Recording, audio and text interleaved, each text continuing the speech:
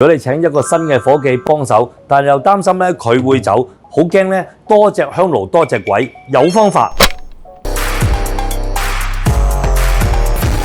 大部分嘅一啲技術層面嘅微企業咧，佢好多時候都想請到一啲員工幫手嘅，但係因為咧佢哋實在太過清楚啦，如果員工又喺度做，跟住咧佢就幫你收埋錢，最後員工咧就會走出嚟開檔，我哋俗稱咧叫多隻香爐多隻鬼。嗱，其實咧唔需要咁擔心嘅，如果你真係咁樣去做嘅話咧，咁可能咧真係會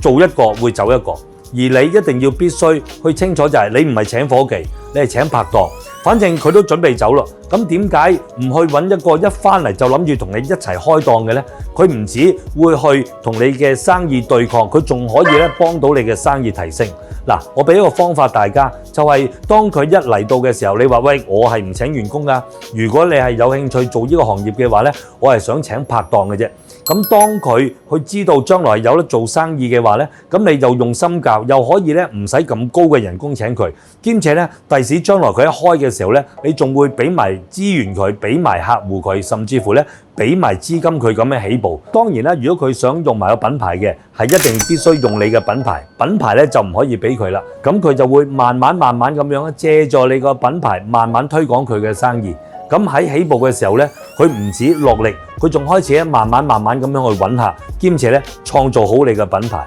所以記住，做生意咧永遠虛嘅留，實嘅出。